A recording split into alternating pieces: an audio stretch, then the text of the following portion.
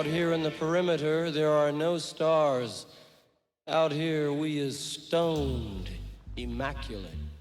Hello and welcome. This is the C86 show. I'm David Eastaugh. As you know, we love a special guest. This week it's going to be the turn of the German musician, drummer, songwriter, guitarist, the one and only Rolf Brendel, who I spoke to find out more about life, love and poetry. He was in various German bands in the late 70s, early 80s, including The Stripes and also Nena, who went on to have a massive global hit that we all loved back in the early 80s. But anyway, you're going to find out more about his life before, during and after those heady rock and roll days. So after several minutes of interest but casual chat, we get down to the exciting subject of the early formative years. Ralph, it's over to you. You know, I think I was about 10 years old, and my brother is 9 years older than me, and he's a drummer as well. And he played with his beat band in the house I was born, in the basement. And, you know, he had all these friends, these mates, musicians with long hair and fancy clothes on. And I was so excited. I was listening outside the door. And one day he called me in and he asked me to sit behind his drums. And that's the first time I got in contact with an instrument, with a music instrument. I was so flashed and I was so excited about it, so that I decided to become a rock star. My God, your parents must have been so happy having a drum kit in the house with two children drumming, and the neighbours must have loved it. Yeah, I can tell you. It was devastating for them, I think. But anyway, it was music. You know, my mom was singing all day, and she was very interested in music. My brother was a drummer. I don't want to say that I grew up in a musical family, but everybody liked music, and so I got very quickly in contact with music, with pop music. And at this time, in the 60s, late 60s, beginning of the 80s, in Germany, we listened to Schlager music. And Schlager, the translation of Schlager is, in fact, is a beat. It has nothing to do with it, because this kind of music is very traditional, and we still call it the music of our parents. But that's the first time I got in contact with the music, and I listened to this kind of music. Later on, I listened, of course, like you said, Slade and T-Rex and all this stuff, and Deep Purple and the Rolling Stones, the Beatles, the Kings, you know, all these great bands, of course. Yes, absolutely. And what was your dad's? Was he? You mentioned your mother. What was your father? Was he interested in kind of music, the arts, and stuff like that? No, my father wasn't very interested in, but he accepted it and he liked it, what I did. And so my father was cool. But my mom was the person who was really interested in music. You know, we had this, in Germany, we called it Phonotour. It doesn't say you anything, I'm sure, but it was like a radio, and under the radio there was this kind of cabin, a closet. On the left side we had the records, there was space for the records. On the right side there was a record player, and there were these the records, the long players, and they fell down to the plate, and then you could listen to the music. And my mom was listening to this music.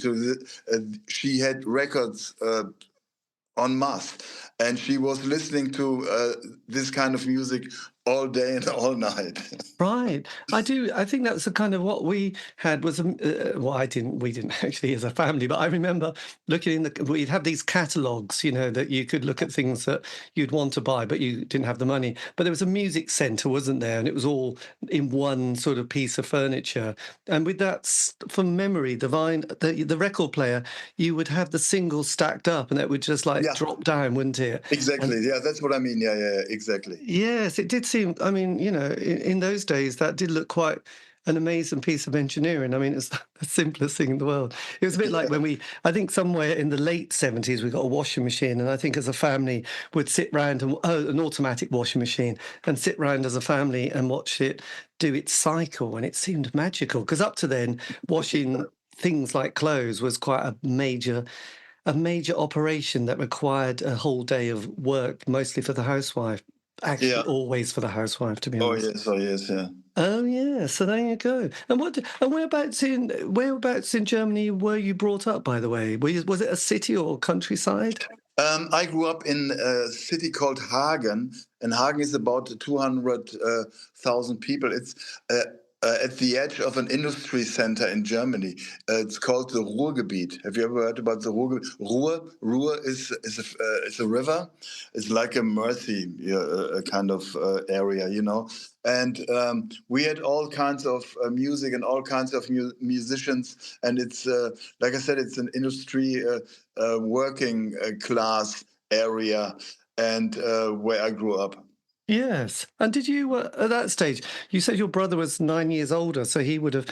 Did he get into the kind of the 60s? You said the beat bands, but did he get into the kind of 60s counterculture that was kind of happening with, like in this, there was the Summer of Love in 67 in Yeah. London, San Francisco. Was he also, you mentioned long hair, was he sort of dropping out, tuning in to sort of like, I don't know, some interesting and crazy ideas? Of course, yeah, he was really into this. We in Germany we called it hippie music, you know. Oh, we love hippie music, don't we? Yeah, yeah, and all these guys, they looked so fantastic, and still, I love this fashion. You know, um, I got in contact with the first time, and my brother was into this scene, and they played this kind of music. They played top 40 music, but it was all, you know. Music that was current at this time, and all this, you know, I don't know, like I said, Led Zeppelin and I don't know, Beatles, Stones, and all this kind of music. They love to play, and I love to hear it and to listen to it.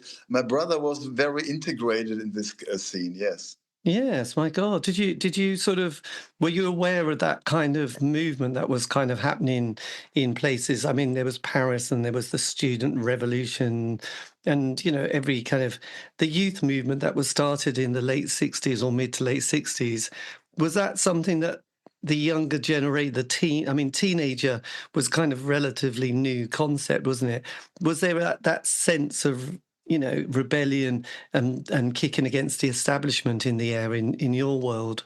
Later on, I was too young. I was born 1957, and in 1970 I was 13 years old, and I was interested in music, not in politics. You know, Yes, well, I don't know. you Yes, know. well, So I was a little bit too young, but my brother was very into it. Yeah. yes. And what was that? Because so when we get to 16 in the UK, that's when we, at those times, would be leaving school, Okay. sometimes Yeah. with a. Was 16 an age that you left, or did you continue on to higher education? No, I wanted to go to university, but in I don't know why. I've always wanted to be a musician, and I wanted to be on wanted to be to go to a university where I could learn how to play the drums, and it was too far away from my hometown, so I couldn't really manage it, and that's why I decided myself to work in an office. You know, it's a company. It's called forwarding agent or a shipping agency. You know what it is? Yeah, is it right? Yes. Pronounced? Yeah, and it's about you send one good, let's say, a spare part to another place on Earth. What I was working for, it was air freight. You know, I planned the air freight from the one person to another person or to another company, and I did it for a few years, and then I met this guy in Hagen, in my hometown, and.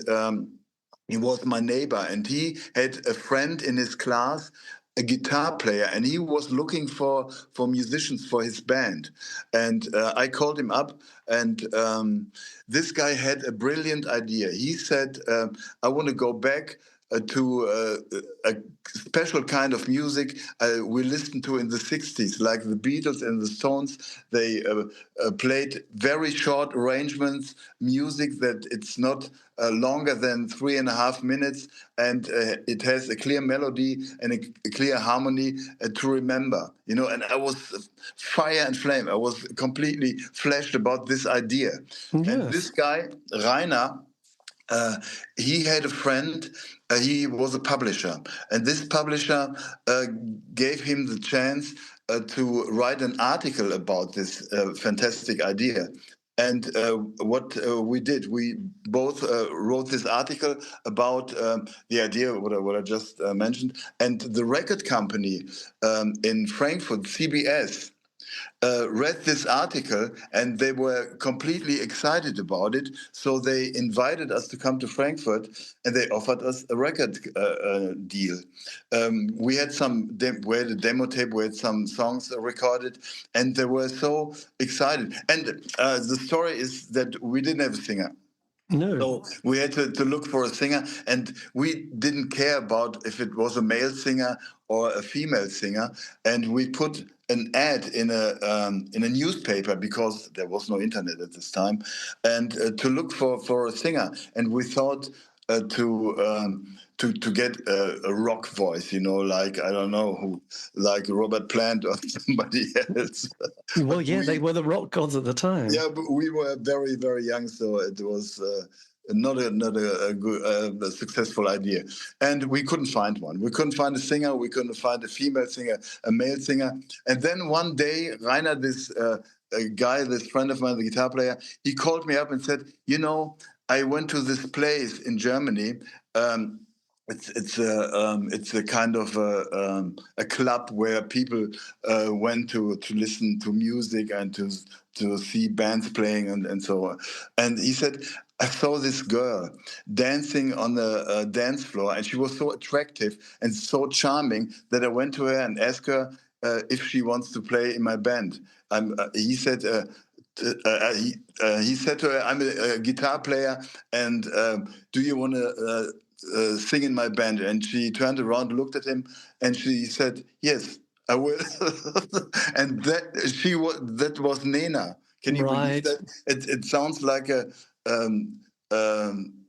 invented rock story, but it's true. Well, And no, it's a great story. These and things do occasionally yeah, happen. now he invited her to come over to his place next day to listen to his songs he wrote, and she liked it too. So we met up in a rehearsal studio, and she started singing. And at the beginning, it was.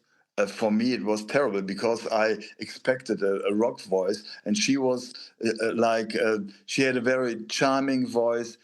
But she had a perfect intonation, and she was very attractive, and had a great personality. So after a while, we loved it, and after a while, I dated her for 8 years. Yes, well, I know this is. Well, it's interesting. I just went down to London. I'm not in London at the moment. I'm in a little city called Norwich, and we went to see a new play that's just opened called. It's Stereophonic, not the band. The Stereophonic is called, and it's basically set in the. I suppose the early to mid 70s in LA, and the band are sort of recording their second album, and it's very based on the Fleetwood Mac story, and you can Yeah. imagine it's all about the relationships within the band. So, I think it's great. You're making music and at the same time falling in love, and it's always the inspiration for so many songs. Actually, as I think Jerry Lee Lewis once said that 90% of the people are in the wrong relationship, but that's what makes the turntable spin. Something like that. I paraphrase, but you know what I mean. Yeah. It's what gives us the. So this was like this moment. Was this 75, 76 time that you started this new band? It was a little bit later. It was at the end of the 70s. It must Oh, have been 78, no, 79. right. So, and 79. is that the Stripes, by the way? Right. We called each other the Stripes, and we sang in English. And like I said, the record company was very excited about it, and they booked two TV shows in Germany. And TV show and radio was the number one marketing instrument to promote the single. And these two TV shows were very popular in Germany, but it wasn't a commercial success. So the record company asked us to go to Berlin and meet Reinhold Heil and Manne Preker, these guys who played with Spliff and the Nena Hagen band as a producer, and to meet them. And we thought, no, we can't sing in German. It's impossible. Nina Hagen was, for us, the rock lady, the classical rock lady with a brilliant voice. And we thought the benchmark was too high for us. But the record company told us to give it a chance and to try to sing in German and then see what happens. So on the flight from Düsseldorf to Berlin, Nena and I, we wrote the lyrics for Nur geträumt. Nur geträumt means just a dream. That was our first single in Germany, and it went up to number one after one TV show. Wow, that is pretty amazing. So Yeah. Nina Hagen was something of a cult hero in the Yeah. eyes of the young Yeah. German. Do you know Nina Hagen? Well, yes, well, only in the sense of listen to her music, and Of course, obviously, yes, it's again. I mean, one feels inadequate if you don't know all the obscure bands, and there was a lot of expressive musicians at that time. I mean, at that point, just before you formed that band, the punk explosion had happened throughout, the, I don't know, parts of the world.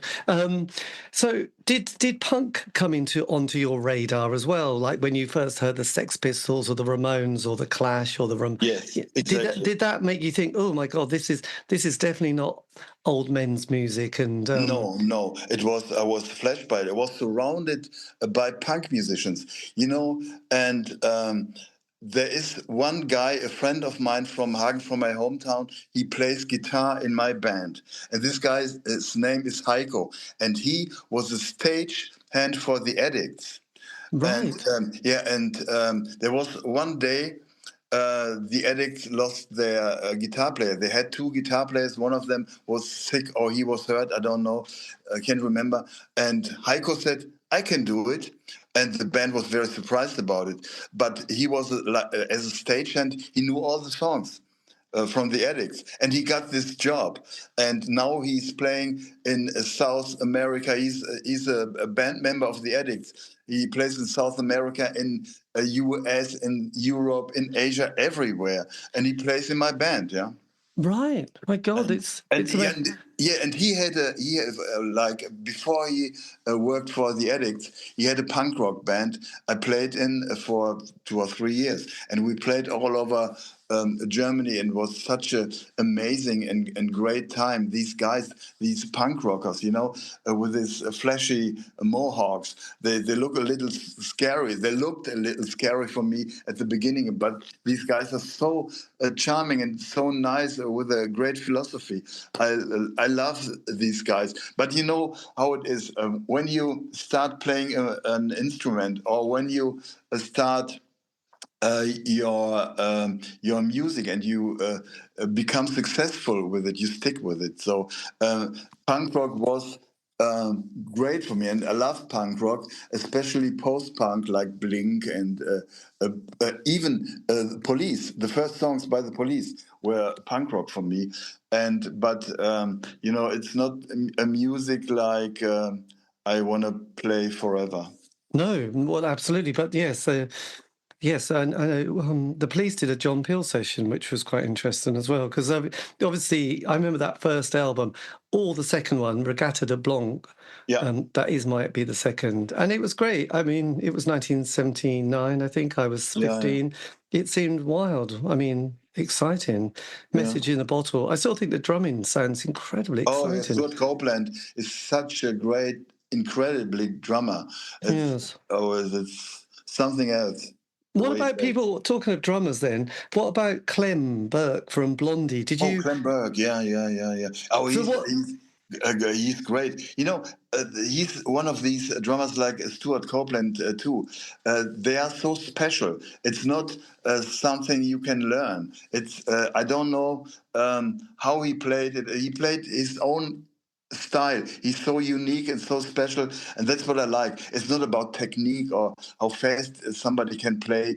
He is just a special kind of drummer. I liked him very much. Yeah. yes, and what about John Bonham then, talking of Oh, special drummers? Was this oh, somebody that you went, right, I'm going to play along to Led Zeppelin records? yeah, yes. John Bonham is the number one drummer, still the number one drummer for me. Unfortunately, he died too early and he drank too much.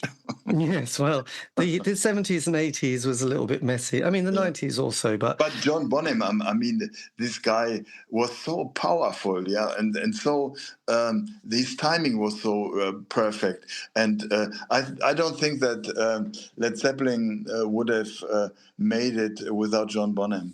no, I mean, talking to quite a lot of musicians, they often say the critical person is the drummer. That's kind of, if you've got a good drummer, you can get the song together. If you haven't, because I've also done quite a few interviews And, with. and he gets all the women. Well, Mick Fleetwood, we love him so much, don't we, Mick? But Yeah. I mean, it's kind of interesting because I spoke to quite a few producers, and there's been a lot of problems in the studio recording with the drummer and the click track, and Yeah.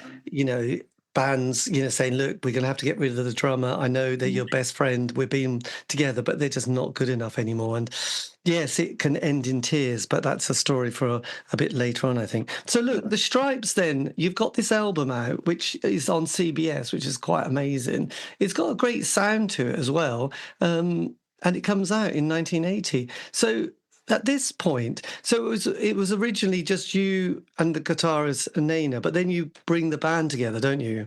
Yeah, right, exactly. Yeah, Uh, that's how it was. Yeah. and who wrote Don't You Think I'm a Lady? Who wrote No, that? no. It's all the whole music from the Stripes was all written by our guitar player Rainer, and he left the band when we went over to Berlin. So we didn't write at this time. Nina and me, we didn't write, and that's Right. the problem. That's why we split up. We wanted to write, but he didn't accept it, and so the band split up. Fortunately. And we went to Berlin to meet the guys from Spliff and from Nina Hagen. Right, blimey, because it's a great album, and it's got a lovely. I mean, the artwork is very. I mean, they must What have do you thrown think about the lyrics? But when German guys write in English, it's always a little strange, isn't it? Is it? it. Yes, kicks in Berlin. Yeah. So yeah, so that was very short-lived, considering you got all this cash actually for it as well. But yes, these things do happen. So Berlin, so interesting place, isn't it? Because national service happens unless you go to Berlin. So was that one of the reasons you went to Berlin? What do you mean with I national? thought because I had friends friend's brother went to Berlin in the 80s, and then we went to visit, and then I was told, well, why Berlin has got such an interesting vibe and so many alternative people is that you need to do national service in the army in Germany. Oh yeah, I know what you But mean. but Yes, but then yes. if you go to Berlin, hey, Yeah. Prescado, you don't have to go and march up and Right, down and get a right. haircut. So was that one of the reasons for you going to Berlin at this Not stage? for me, but for many other friends of mine. Yeah, no, the reason why I was like, before you go to Bundeswehr, to the army, you had they check your health, and I had a good doctor. The doctor said, "Irgendwie, no, he's not able to go for the army because I didn't want to go there." Um, no, I was completely against the army and But all this. wouldn't everybody say that? And Yeah, no. yeah, yeah, yeah. Especially musicians. All the other guys, they didn't care. Probably it was just a 1 year and a half service. It's no big deal. Oh, But okay. yeah, but as a musician, we wanted to play, and we didn't want to rob in the mud. No, well, no, God, not at that age. I mean, unless you're at a festival, smashed out of your head. But Wacken. yes, but that's a slightly different rolling in the mud. Yeah, cool. So then, so you try. Oh yeah, just as we get towards the 80s, but not quite. I mean, David Bowie he'd moved to Berlin, hadn't he, and Yes, yeah. recorded 3 albums, and it was all very famous. And there was yes, the famous story of the wall and that studio which he recorded it. And also there was a film that came out in the early 80s called Christiane F. Christiane F. Yeah. Oh, yeah. Did you go and watch that film and read about the story of her life? Okay, let me tell you a story about Christiane F. Christiane F. was a drug addict, and she wrote a book about her drug addiction with 2 journalists from Germany, I think from Stern. It's a magazine. And it was very, very successful. And she, one day she got a tape with 99 red balloons, 99 Luftballons on it. And she brought it over to Los Angeles to a friend of hers. And this friend was a radio DJ called Rodney Bingenheimer. Oh, yes, Rodney's Disco. Yeah, Rodney Bingenheimer listened to the tape, and he was so excited that he wanted to play it in his studio, but he didn't have a player, to play it over the radio. So what he had was this kind of Sony Walkman with a speaker in it. So he put the cassette in the Walkman and held it over to the microphone. And then he played it, and short time later, all these studios and fans called him up and wanted to know what he just have played. And our record company in Frankfurt got this message, and very shortly they made a video with for 99 red balloons, 99 Luftballons. And then it went up to number 1 in the Billboard charts. It was amazing. And all because of Rodney Bingenheimer's idea to help this Sony Walkman to the microphone. Well, in those days, listen to radio. It was never perfect quality. So I guess actually it might have been crackly, but we didn't care. We just wanted to hear the music. And also Christiane F. That was her kind of a massive step for you, actually, wasn't it? Did you watch the film? Did you actually go and... Yes, of course, yeah. And a friend of mine was one of the actors, but these guys in this movie weren't really actors. It was just people who were casted, but not really professional actors, No, but it seemed exciting and edgy when we watched it, didn't it? Yeah, I watched the movie, and there's a second part of the movie. Did you know that? No, I didn't. I can't even fake that one. I think 3 years ago or so. Oh, but it wasn't that good like the first one.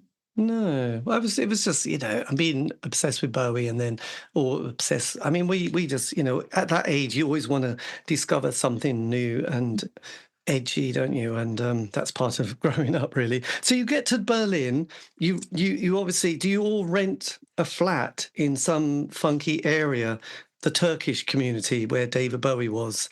Think, it's good enough for Bowie, it's good enough for us. Or where did you go in Berlin when you got there? When we arrived in Berlin, we had, it was a recommendation of our record company to meet Reinhold Heil and Manne. And so we had a hotel room at the first time we came to Berlin. Later on, as we lived in Berlin, we had a flat in Berlin, of course. And it was easy to get a flat. And it was very cheap to get a flat. We had this huge... flats with wooden floors and windows, big windows and high ceilings. Was fantastic. Was luxury for us. Today you can't afford it anymore. It's impossible. You don't even get a room.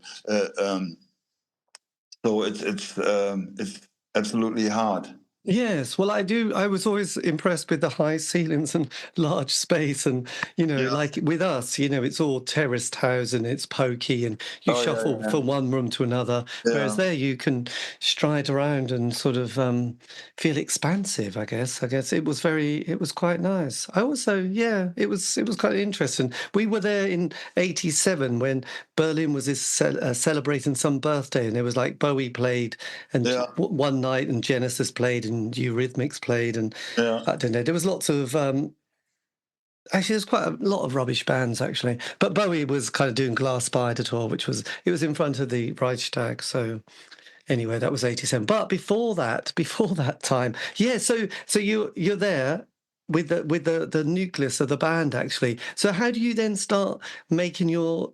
Did you travel with your drum set, by the way, over to Berlin? No, I didn't. No, no. I know that we had to work in the studio, and this was a big studio where Spliff and Nina Hagen recorded. So they had everything, you know. The drummer of Spliff, Herwig Mitteregger, a guy from Austria, he became a friend of mine, and I went on tour with him as well. They had everything, every instrument, drums and guitar. There's different amplifiers and a huge studio. Today, you know, you have a monitor and that's all in the studio, and you have to look for how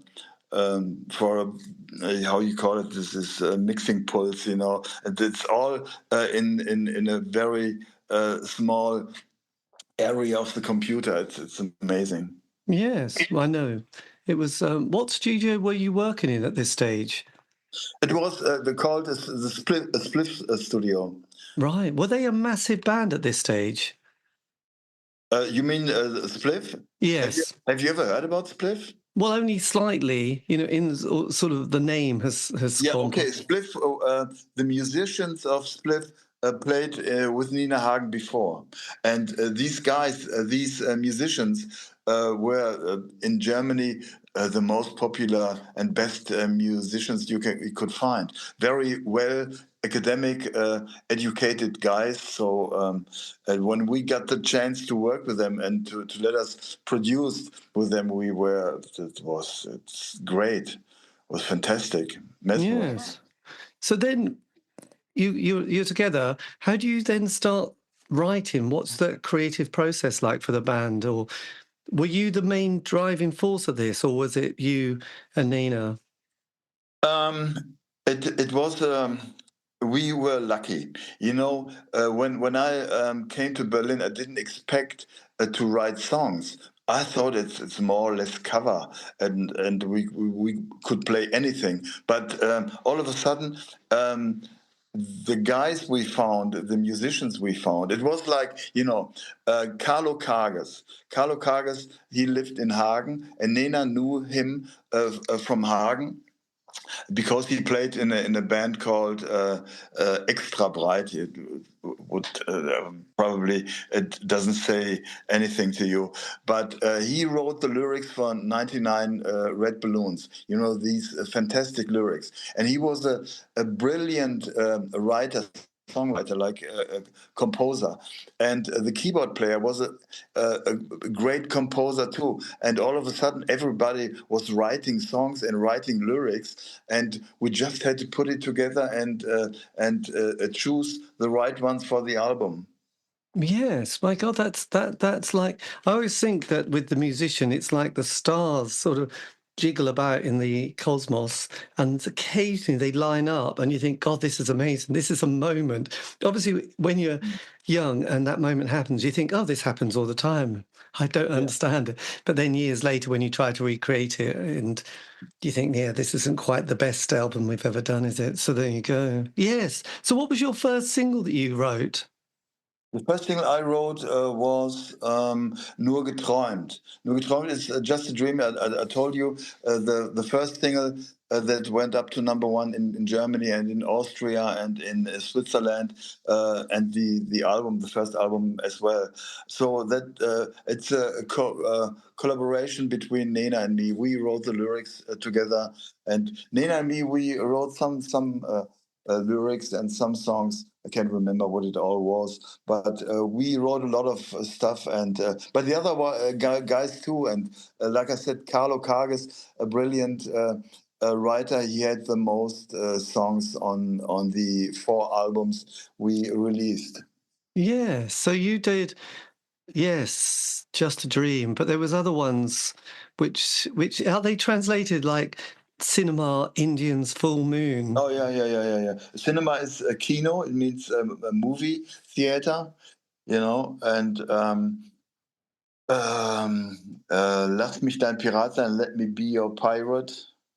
It's one of the songs I wrote, and some other songs. I have my part on every album, like Yes. one. And how did it take long recording that particular album? No, the thing was, and that's what made us successful, I think. At this time, we started recording. All these digital modules came out, the synthesizers and all these digital techniques for studio equipment. And we used it, but only a half of the possibilities we had. The other half was live played. I played drums. I played real drums, and Carlo played his guitar, and the bass player played bass, and then I was singing. There was no program. It was programming, but only to a small amount of time. So Yes. and both together, that's what made us successful. I think if we would have go for technique and let all these things have programmed, I don't think it would have been such a great sound. Yes. And had you started playing live at this, during or before recording the album? Had you played some live dates? Yeah, we did, and we started playing live with the Stripes, and it was always like it was packed. So many people came to see us. We weren't successful, but it was always full. I don't know why, and everybody liked it. And when we started playing music, everybody was amazed of the band, of the playing of the band, of Nena. Nena was, an attractive woman, and she's still an attractive woman. And everybody was always excited about the band and the performance. Yes, amazing. Because there was a venue there in Berlin, was it the Metropolitan? Yeah, Was that there during the early 80s as well? yeah. Metropole was a very interesting and very famous uh, location for us, a venue. And we played there, I think, twice, maybe twice, and it was packed. It was, when we had the first single out after this time, our concerts were all sold out, sold out, sold out, sold out.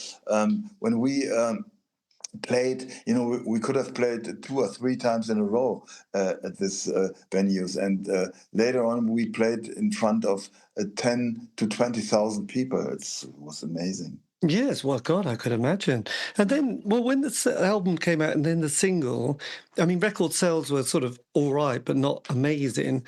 Then what?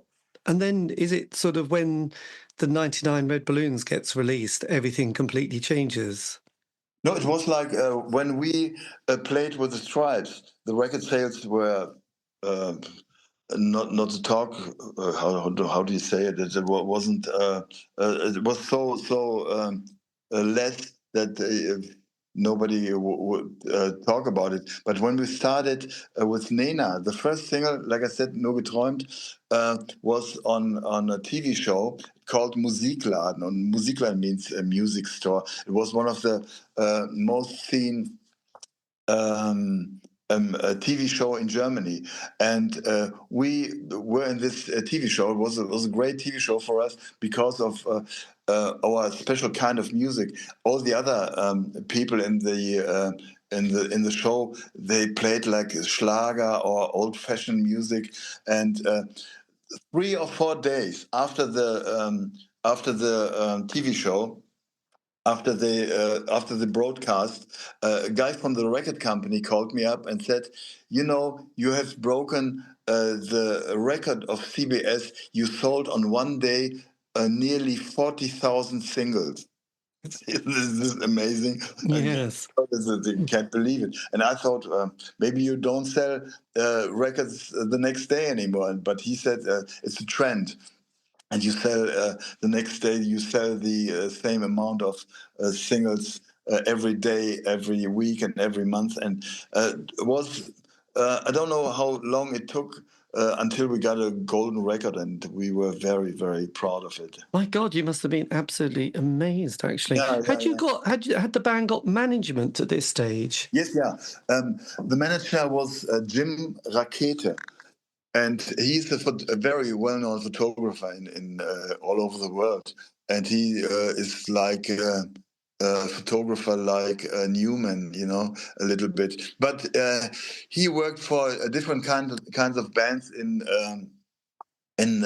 Berlin, and he was very interested in managing us, and he was kind of a fifth member of the band. He was a friend of ours, and he was a guy who worked day and night. He had fantastic ideas, and he was just a cool and modest guy.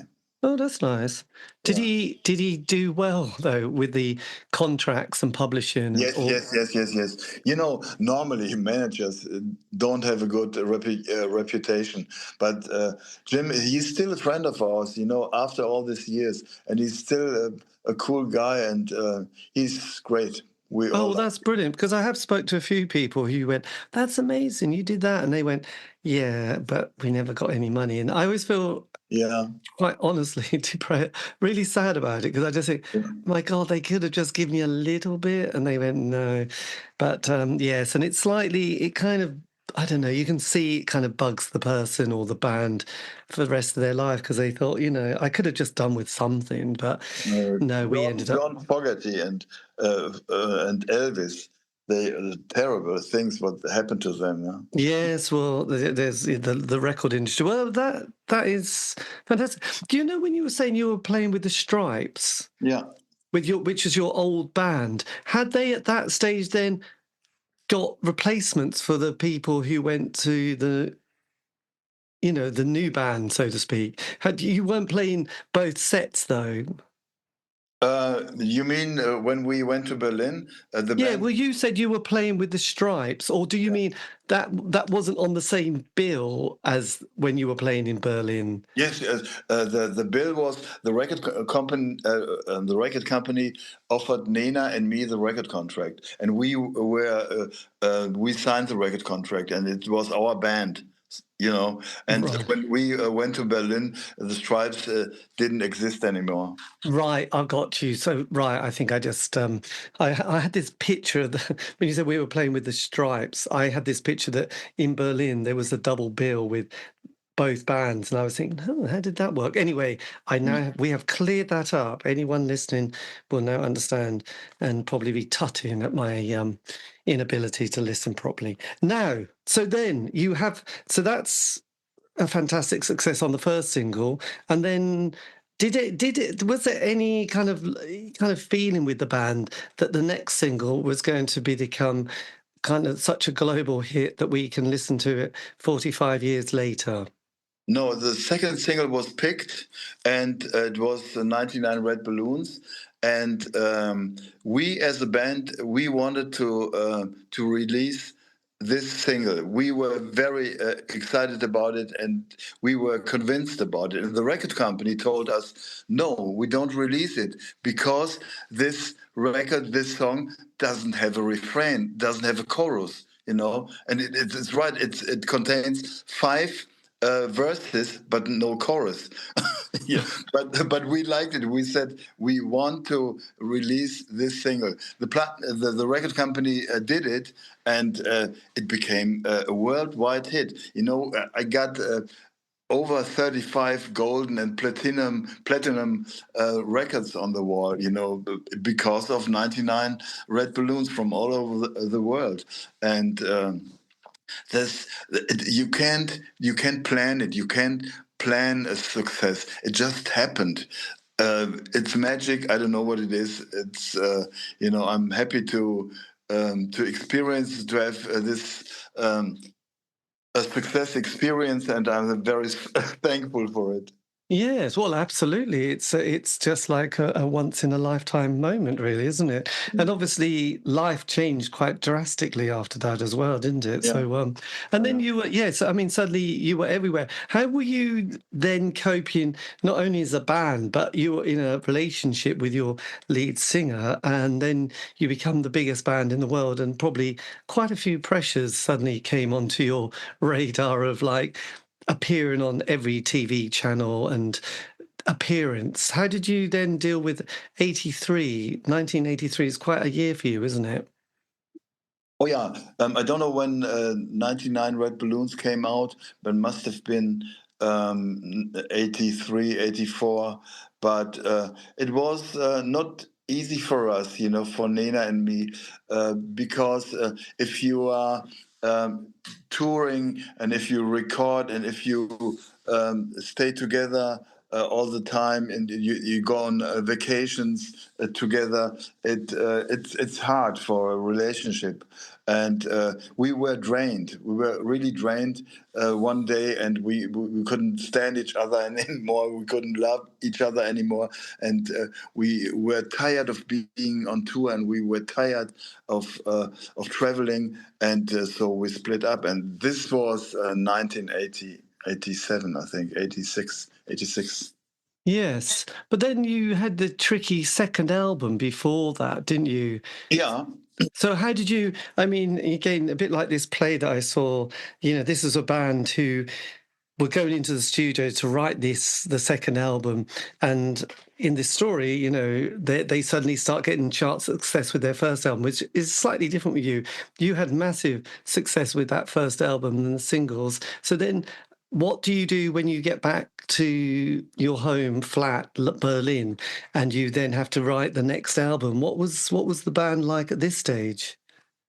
Yeah, we in Germany it was a bit of a nightmare because when we went out on the streets, all the people um, saw us and followed us, and it was absolutely crazy. I couldn't go anywhere anymore without being seen and being asked for autograms for autographs, and it was a hard time. It sounds like a fairy tale, but it's very hard. You feel like being watched from every side. Well, I could imagine it would be very intimidating. But how do you get time to then record this sort of material for the second album? Because Yeah. you go into the you go into the studio at the end of 83 Yeah. to record it. But when did you manage to write the material? Oh, the material we could write by traveling. When we traveled by bus or by plane, we all were writing down music and lyrics and put it together when we went to the studio. We didn't have time to say, okay, now we need. I don't know, a few weeks to write songs. It was always in between.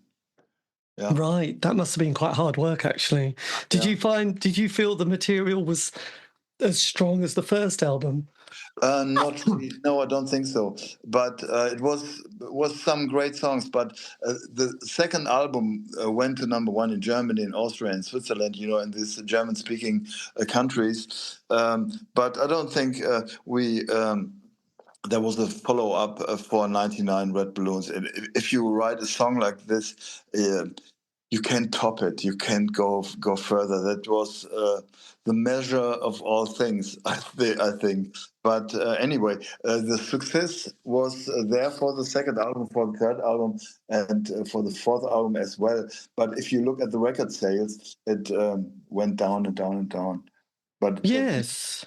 By the third album, though, you write Utopia, which is the opening track, don't you, on side one? yeah, I think Nena wrote it. Right. Yeah, You Nena did wrote. you did the no, it looks like here you did the lyrics and the music. Yeah, maybe. I can't remember. But the rest, and who's kind of writing most of the material at this stage? Oh yeah, that was Carlo. He died like 10, 12 years ago, unfortunately. But he was such a fantastic person, such a lovely man, full of humor and full of creativity. And he wrote the most of the material. And the keyboarder, Uwe Fahrenkrog Peterson, he wrote a lot of songs too. Nena, me, we wrote some songs, but we picked the best, and the record company picked the best, and so we wrote a lot of songs. But maybe there were some other songs they were better. But it's a matter of taste, I think. Yes. And when you came to do your fourth album, which is translated as Icebreaker, which was this was in '86, which is obviously a great year for music. Yeah. Did you feel that this was going to be the last album by the band? Did you feel like the end was in sight at this stage? Yes. Yes, I think so. You're right. Yeah, you're right. You know Klaus Formann? Klaus Formann, he was producer of this album, and he was, in fact, the bass player for a short period of time by the not for the Beatles, for I think John Lennon or Paul McCartney. He was friends. They were friends, and he played with them. I think I don't know for how long he played for Paul McCartney, but he was in this community, with the Beatles. Yes, there was documentaries and all sorts, and he had quite a connection with Manfred Mann as well, didn't he? And he was quite the dandy. Did he regale you with amusing stories of his rock and roll past while trying to produce your record? What do you mean with? Well, with some people you meet who've got a very colourful past, they're very good at storytelling, and you can sit there and they can just roll out stories when they passed a spliff to John Lennon or took acid with Paul McCartney or these sort of stories that old hippies have. Did he sort of have those little kind of stories that you were quite interested, or were you just thinking, I just don't want to be here, can we do the album? And no, not really. He was very he was quiet. He was a quiet guy, a very nice guy, but he didn't talk much. Why did you not stick with your original producer on the first three albums? I don't know. I can't remember. It was like I remember when we were sitting in a hotel all together with the manager and the producers, and at this time we wanted to talk about the next album, the fourth album, but we didn't have any material. We were we were partying all day and the whole time, and we didn't write much. So they were very disappointed because we didn't have many lyrics, or we didn't have many songs, and it was we postponed it in a way, the release. And because of, I don't know what happened, we all of a sudden we had a different producer. Was it because you were on CBS and then Epic? Was that a change? Were you on a different label at this stage?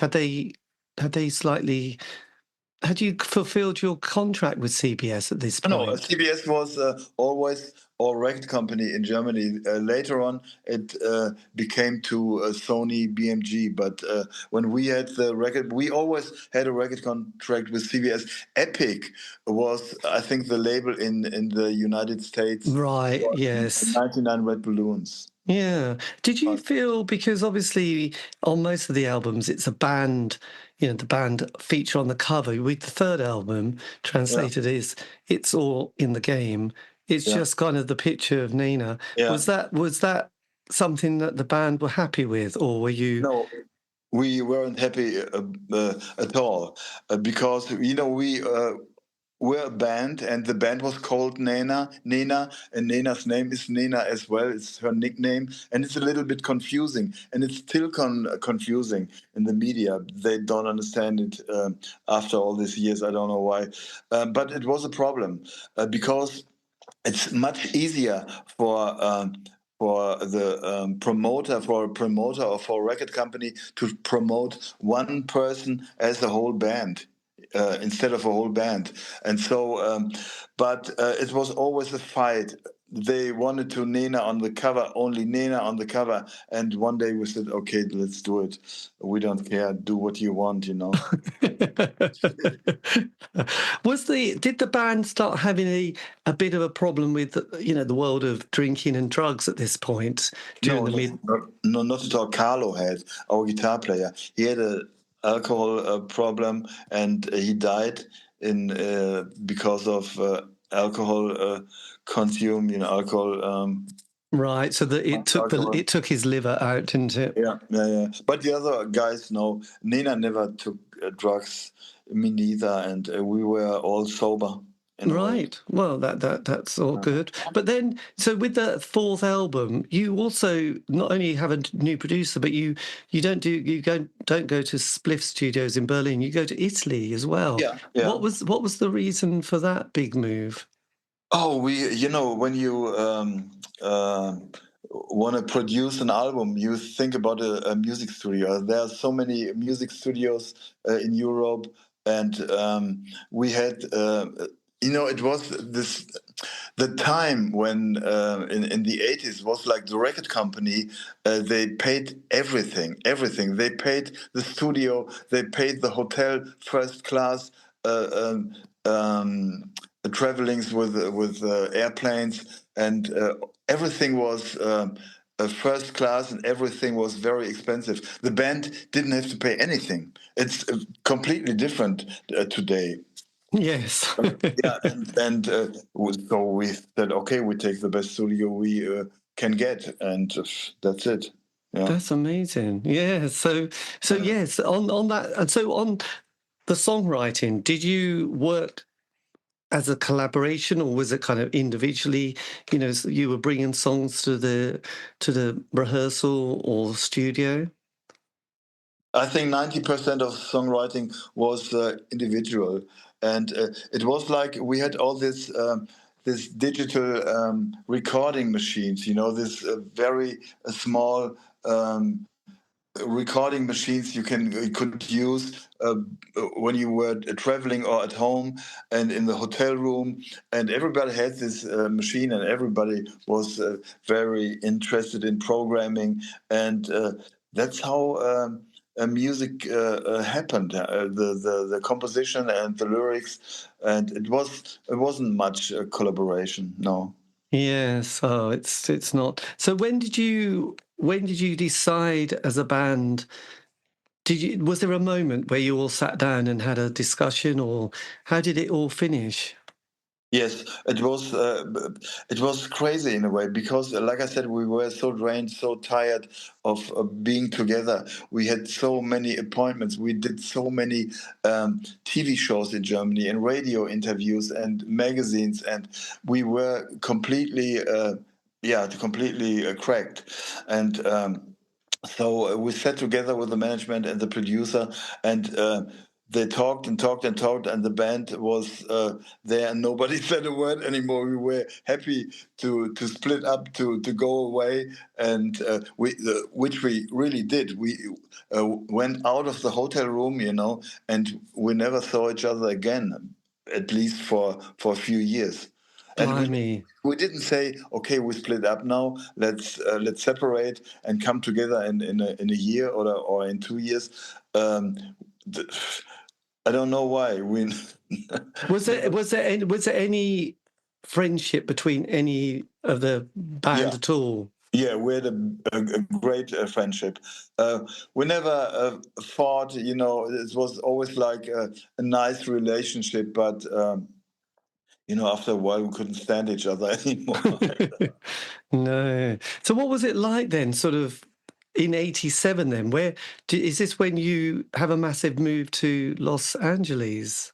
Yeah, I didn't go to Los Angeles because the band split up.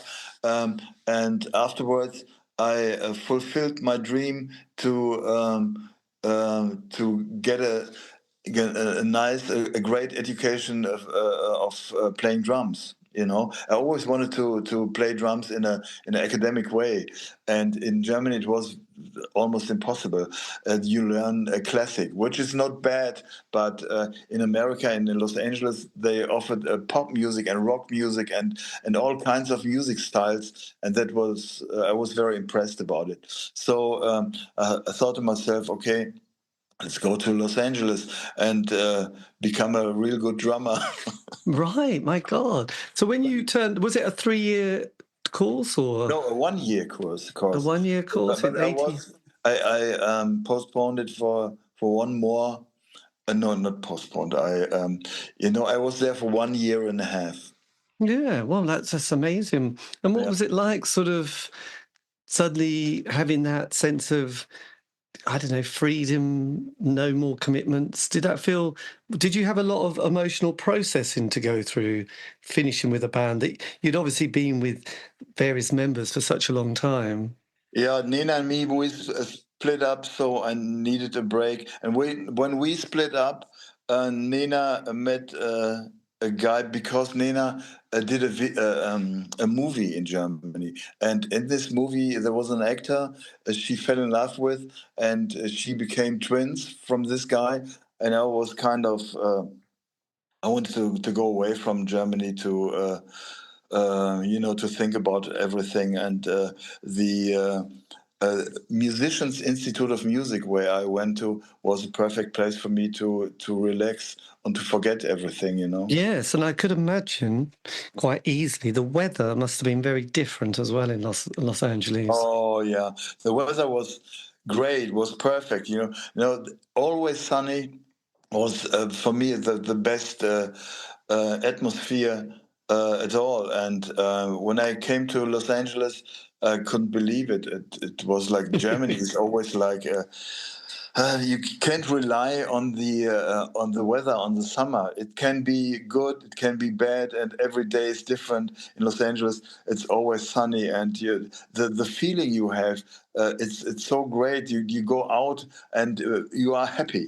Yes, you probably overpacked with too many coats and jumpers, didn't you? And Yeah. and you didn't need so many clothes. Did you? No. Yes, and obviously LA at that stage, was brimming with these hair metal bands and Yeah. Yeah. music. Did you, apart from being at college learning to play the drums that you'd played all those years and all those hit singles, did you sort of get into the kind of music community in LA? No, no, not really a music community, but it was more like a community of the place of the music school. And when I came into this music school, I was so impressed by meeting all these rock stars I admired. All these drummers came to this place, and they had like tutorials, and they showed you how to play what they have played on certain records, and you could ask them, and they were talking to you, and it's great. I didn't expect to meet these famous guys, but they came to the school, and they talked to you like friends. Yes. Well, I guess there was a lot of yes, a lot of nice energy, I think they call it. Yes, vibe. Yeah. I don't know. It's probably quite a relief to be doing the thing you love, but in a slightly different environment and not having to deal with a temperamental singer or a guitarist, but to talk about drums and not have to worry about anything else. Yeah. Which must be that. So then you've done that course. Then we get into the 90s. Where do you go in the 90s at this stage? Okay, when the band split up, I lived in Berlin, and I didn't know what to do.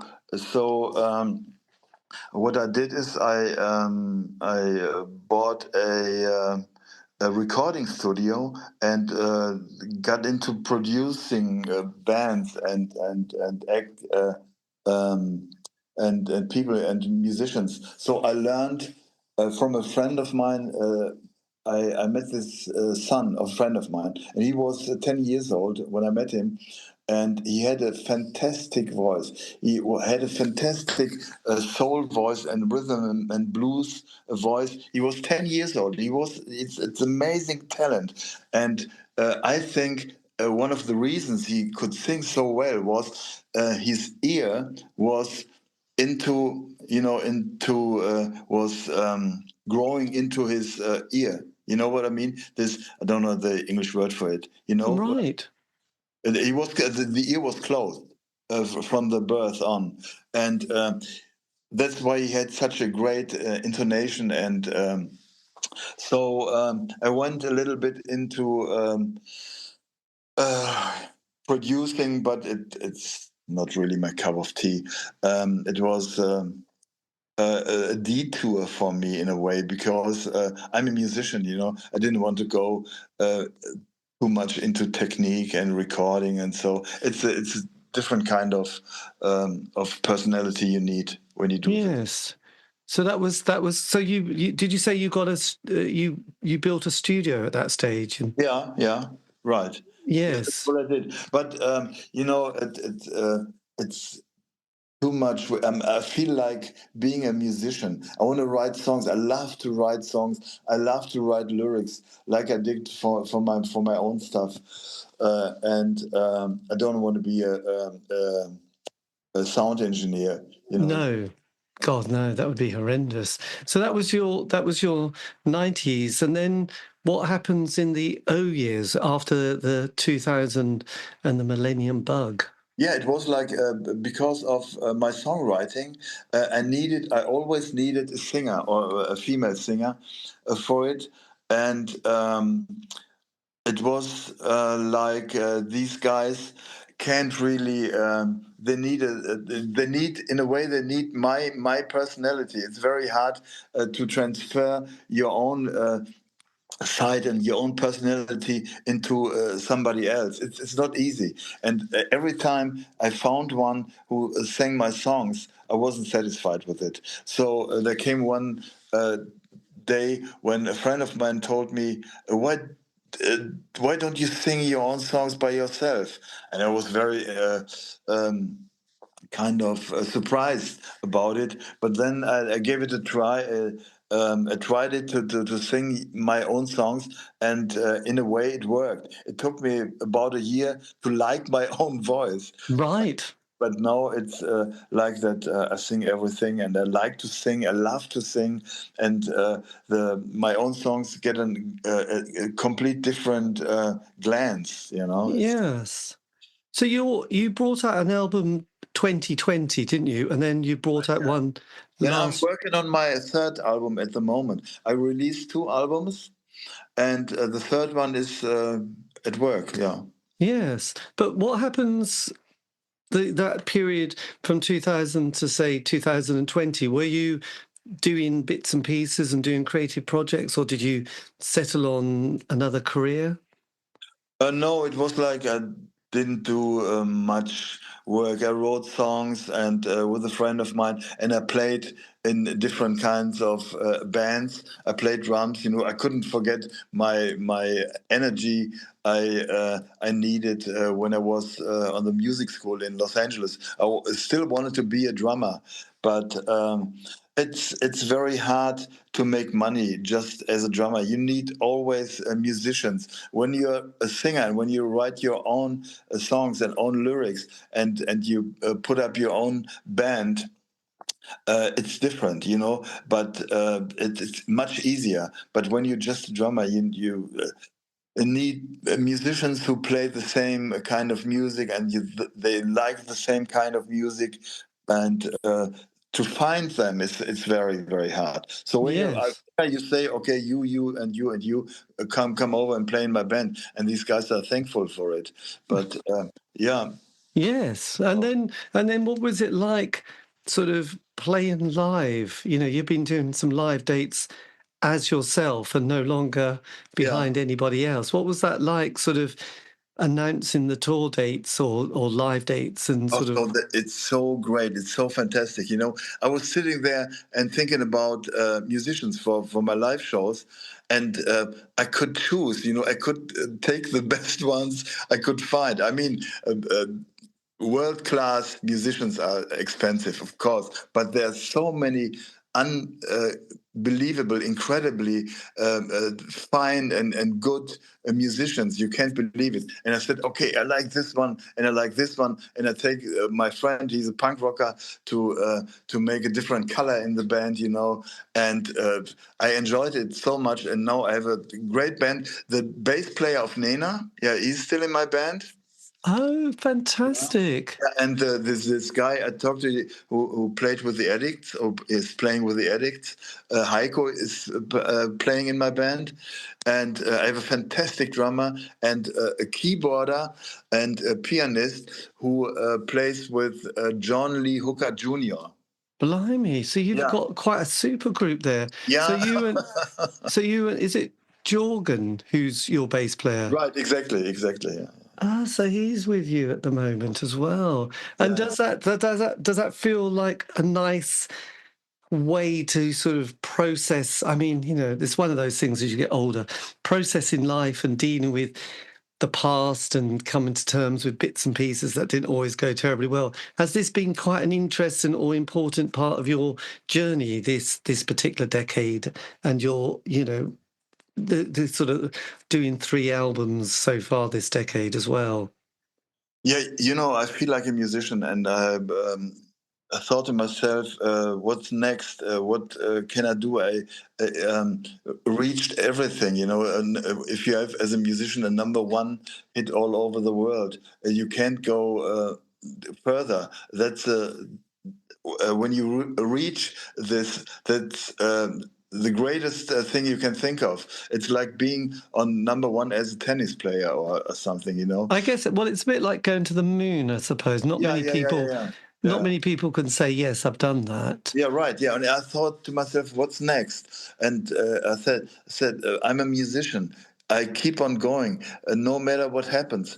I know that I will never be a rock star again, but it's so much fun, so much joy when I play with my mates, with my friends, and I play my own music. Yeah, there's nobody who can say, don't do this or don't do this or do this or do this. I do what I want and what I think is right and what feels good for me, and that's a great situation. Yes. And how did you cope with when when one of your band members passed away, Carlo?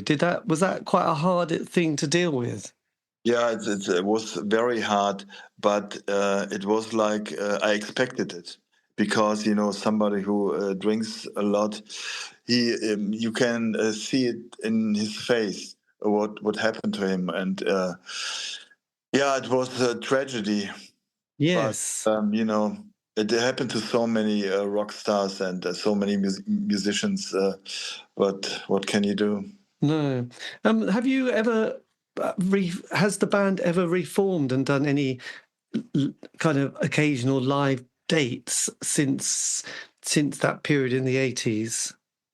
Not really. We tried, but since Carlo is dead, it doesn't work anymore. Right. The spirit is gone. Yes. No, it must be quite hard to process. And Yeah. yes, sometimes these things are best. Are you still in? Because you obviously got, records that come out and best of and box sets. Yeah. Do you still sort of do business with the band as well?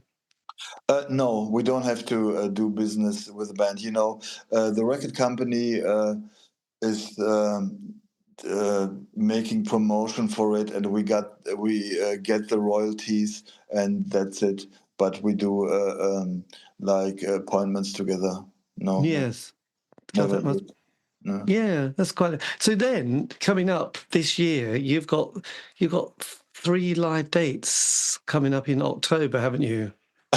Yeah, you're good informed. Yes, yes. The greatest thing is one show we play here in my town where I live. Like 14 years ago, I got married, and since then I live here. It's called Kloppenburg. Yeah, it's close to Bremen, and I play here in Kloppenburg, and then I play in my hometown Hagen. We play one show in Düsseldorf, and we play one show in Hamburg as well. Uh, and I'm looking forward with these guys to play. Yes, I'm not surprised. I guess it's good. And did your brother, who was such a musical dude, did he enjoy watching your musical career take off? Yeah, my brother once told me, I do everything for the music, and I work so hard, and I rip my ass off, and my little brother is becoming a rock star. And what did your parents make of it? Yeah, they were very proud. My father is dead, my mother is dead in between, but they were very proud of me. Yes. I would imagine that's very good. Yes, well, with your They live didn't date. expect it. They couldn't believe it. When they saw me first time on TV, they were sitting there with open mouth and big eyes. It was. They thought the sun is from another star. It Big must star. be. Yes, well, it must be amazing, actually. So, with your third album, how much have you written, or have you written it and you're about to go into the studio? Oh, it's amazing that I had kind of how you call it, a writing barrier. I couldn't think about subjects, topics anymore. Themes anymore for songs. I was completely. I don't know. It was all gone. I didn't have any idea, and all of a sudden, it happens. I wrote. I think what you need for a long player is 10 songs, and all of a sudden I wrote 10 songs in, I think, in 3 months, and I wrote the best lyrics I've ever written, from my opinion, of course. And it's all finished now. I only have to record it in the studio. Yes, and have you built your own studio? No, no, no. It's the brother of our keyboard player from Nena. His name is Lutz Fahrenkrog Petersen, and he's a sound engineer. He's a fantastic musician. He's a fantastic arranger, um, and he can do almost anything. He's a perfect bass player and guitar player. He's such a sweetheart. He's a great guy, a great friend of mine, and he has a studio in Berlin. Yes, God, that must be quite nice. And do you feel the same kind of exciting energy writing and performing now that you did 45 years ago? Much more. I'm much more excited because I can do what I want. Nobody tells me what to do. Nobody tells me what's right or what's wrong. So the moment I'm satisfied with the lyrics, I write lyrics, and then I check it. Maybe I override it all the time. But there I always come to a point when I find it's finished, and that's a great moment. And there's nobody who tells me what to do, and that's great. It's a great feeling. Yes, I guess has that sort of time that you had in LA, has that been a very important part of your creative process? Kind of becoming, I mean, some people feel a little bit like the imposter syndrome, don't they?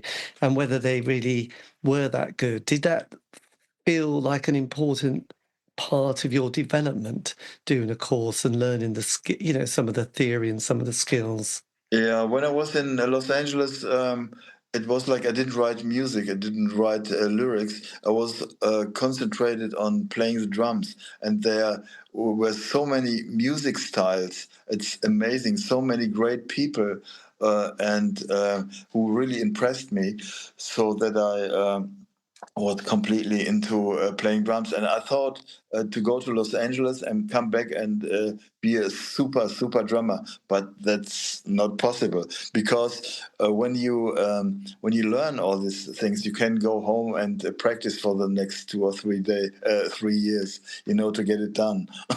Yes, that's kind of amazing, isn't it, really? It's, And if you could have whispered something to your, like, 16-year-old self starting out in this interesting and confusing world, is there anything in particular you'd have just told them, even if they ignored it? I just wondered.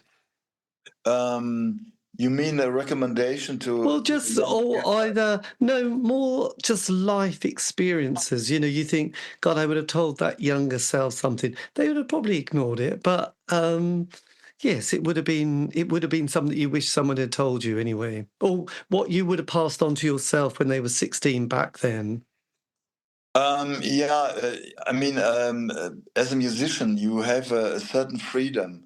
I think musicians are a little bit different than people who work in an office or somewhere else. So I think music makes people, it's we call it a help for learning when you play an instrument. You know, all these people at school, they learn much better when they learn a music instrument. You know Yes. what I mean? And so it's always a good thing to do, to make music, to play music, and to be a musician, maybe.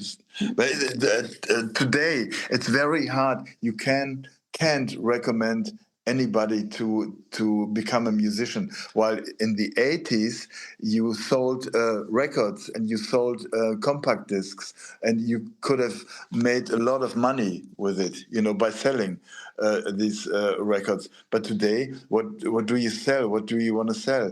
Streamings or clicks or followers or what? There's no money anymore. The only um, possibility to make money as a musician is to play live. But to become a live musician who is successful, I don't know. It takes so much time. It's almost impossible to to be a musician who makes money. Yes, I think everyone I've spoke to, Uh, would have no idea how it works now. But back then, I mean, the UK was quite interesting. I think one of the reasons there were so many bands during that period was there's quite a lot of unemployment during the 80s, and a lot of people could sign on or get unemployment benefit. But during that period when you're young and you got a little bit of income, there wasn't, rents were kind of cheap, living standards were quite poor but cheap. People focused a lot on what they wanted to do, which was in some cases play music, be in a band, and get a record label would give them some money. And in this country, as you know, the UK is tiny, isn't it? It's a small, every city and town in the UK had a alternative, indie night, or post-punk night, or whatever you want to call it. And so you could get in your transit van, you go around and you play your gigs in front of 200 people, but at least you feel like you're doing something. You get your album played. We had people like John Peel, you had the music papers. So you had that kind of traction, really, to keep it going. Most bands I find have a 5-year narrative. They have a 1-year honeymoon period. They get a single, a bit of airplay, John Peel, NME. They get the first album going well, do the tour, get a second album, do a tour, bigger tour, go around Europe, possibly America. And then the third album in the 5th year, it's like, oh, it's all going wrong. And it's all over. But I think that was something that I've noticed with indie bands from the UK in the 80s. yeah. That's my theory. I'm sticking to it. But that's why, I don't know if you noticed, but there were a lot of bands in the 80s. What kind of bands you're talking about? But like the Smiths, Yeah. But you know, the problem is, I think for Germans, if you're from England and you talk about indie bands from England, you understand because of the language. You understand what they sing. You understand the philosophy. As a German guy, you maybe you understand the lyrics or you hear the lyrics, but you have to think about it, you know. And when I hear German music, I understand it, and I like it or I don't like it, whatever. But when you have to work with this foreign language, it's more often like, okay, the music is great and that's it. You don't listen to the lyrics anymore. You know what I mean? It's very hard because it's not easy to consume as a foreigner. Yes. Well, no, I could imagine it must be very, very odd at sometimes what to do in those circumstances. But yes, well, look, this has been amazing. Well, thank you for your time. Oh, It's been incredible to hear your story, and yeah, no. yes, so many twists and turns, and so Yeah, much I great. have to apologize for my stuttering English.